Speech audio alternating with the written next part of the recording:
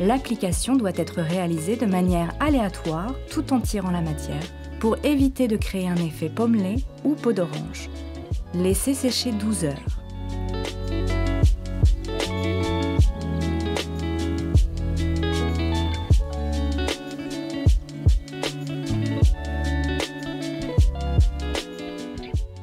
À l'aide de la brosse à réchampir, appliquez la sous-couche dans les angles du mur, au niveau des plafonds, au-dessus des plinthes et autour des huisseries et des interrupteurs.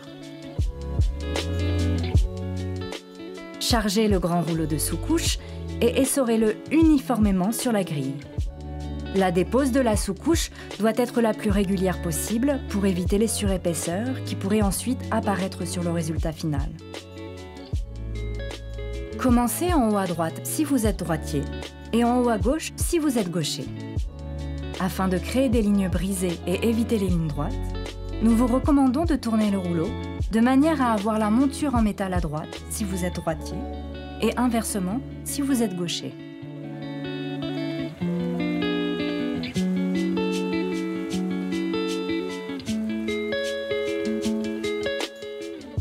Il est primordial d'appliquer la sous-couche en s'arrêtant de façon aléatoire, en dents de scie et en variant les angles pour ne pas créer de ligne droite visible à l'œil.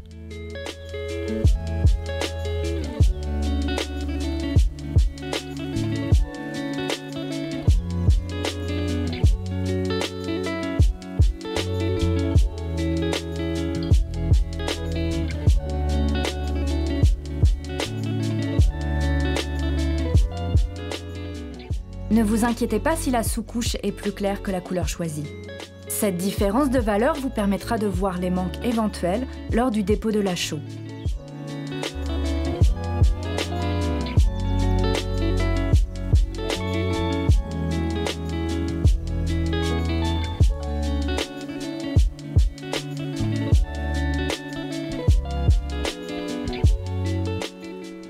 L'application de la chaux doit être réalisée d'un seul tenant.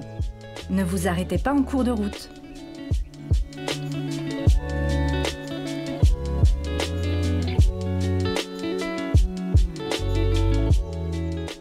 Pour réaliser votre effet, il est nécessaire d'utiliser une lisseuse en plastique à bord droit.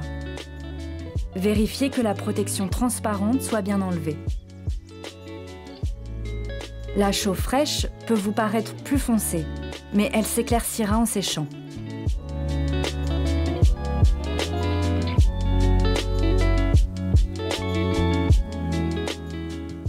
Voici la décomposition du mouvement à réaliser avec la lisseuse après avoir déposé la chaux au rouleau. Regardez bien le mouvement du bras et du poignet. Utilisez la brosse à réchampir pour appliquer la chaux dans les angles. Déposez la chaux au mini-rouleau de façon aléatoire. Utilisez ensuite la lisseuse pour surfacer la matière afin d'écraser le pommelé créé par le rouleau. Veillez à rester bien positionné face au mur et ne pas tendre votre bras ni à droite ni à gauche. La lame de la lisseuse doit être toujours propre.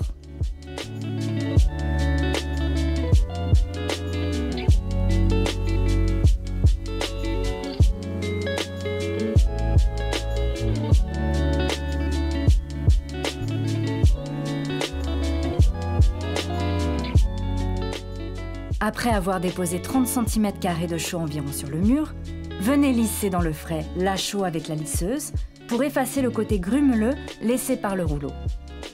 Terminez le mouvement dans le sec en refermant l'angle de la lisseuse pour enlever la matière laissée sous la lame. Le mouvement commence donc d'une partie sèche pour finir sur une autre zone sèche.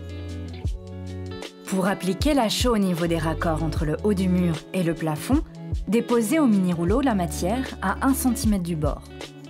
Lissez ensuite avec la lisseuse, puis, avec le produit restant ou récupéré sur cette dernière, venez combler le manque en partant du ras du plafond ou du creux des angles.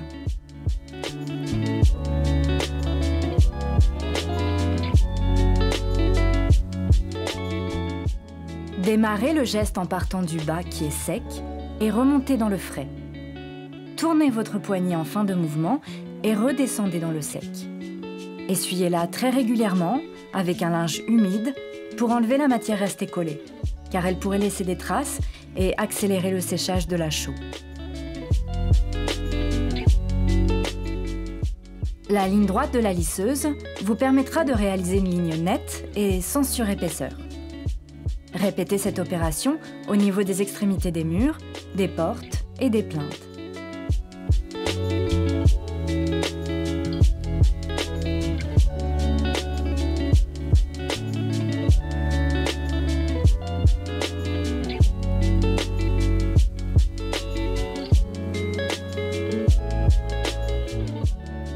Enlevez les rubans adhésifs de masquage. Si vous constatez des manques, réalisez les retouches à l'aide d'un petit pot testeur ressources dans la même teinte que votre mur, ainsi qu'un petit pinceau. N'utilisez jamais la chaux qui laisserait des traces blanches pour réaliser les retouches. Seule notre finition mat poudrée ne laissera pas de traces. Cette étape est facultative, mais vous permettra de protéger votre chaux des diverses taches et projections d'eau. Utilisez à nouveau le mini-rouleau et le platoir en veillant à ce qu'il soit bien propre et sec.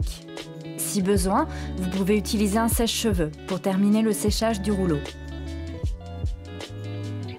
Commencez en bas à droite si vous êtes droitier et en bas à gauche si vous êtes gaucher.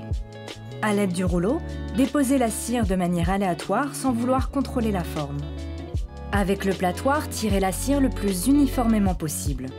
Commencez au ras de la plinthe avec votre platoir, étirez la cire vers le sec, redéposez l'excédent de la lame au milieu de ce que vous avez déposé, puis recommencez à l'étirer vers le sec.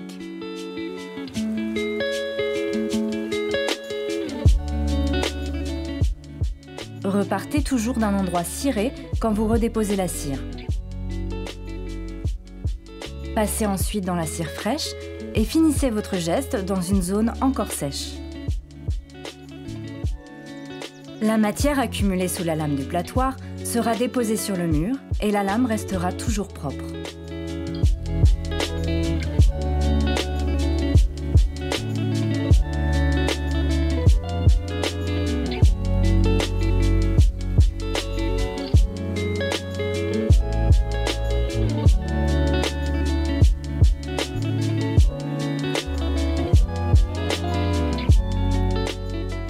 Laissez sécher 12 heures à bonne température et sans courant d'air.